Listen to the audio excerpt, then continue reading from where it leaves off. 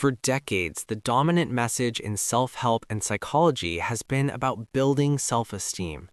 But in self-compassion, the proven power of being kind to yourself, Kristin Neff argues that self-esteem often relies on comparison, achievement, and external validation, making it fragile and conditional. Self-compassion, on the other hand, is unconditional. It is the practice of treating ourselves with kindness, understanding, and acceptance, especially when we fall short.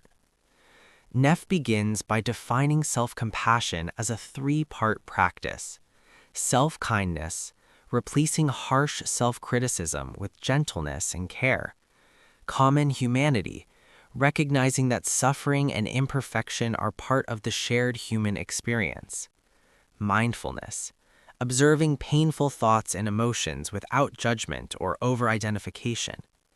Together, these elements create a powerful framework for emotional resilience.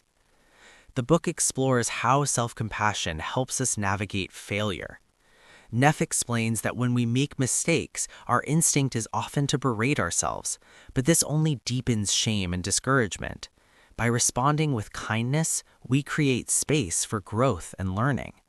Self-compassion doesn't mean ignoring responsibility. It means acknowledging imperfection without self-destruction.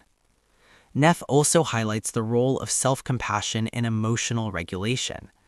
Research shows that people who practice self-compassion experience less anxiety, depression, and stress.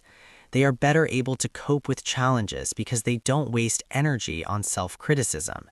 Instead, they direct energy toward problem-solving and healing. Another key theme is relationships. Neff argues that self-compassion makes us better partners, parents, and friends. When we treat ourselves kindly, we are less defensive and more open to others. Compassion for the self naturally extends outward, creating healthier, more empathetic connections. The book also addresses misconceptions. Some fear that self-compassion will lead to laziness or complacency. Neff counters this by showing that self-compassion actually increases motivation. When we feel safe and supported, we are more willing to take risks, try again after failure, and pursue goals with persistence. Practical exercises are woven throughout the book. Neff offers guided meditations, journaling prompts, and mindfulness practices to help readers cultivate self-compassion in daily life. These tools make the concept accessible, turning theory into lived experience. Neff shares personal stories of her own struggles, including moments of self-criticism and vulnerability.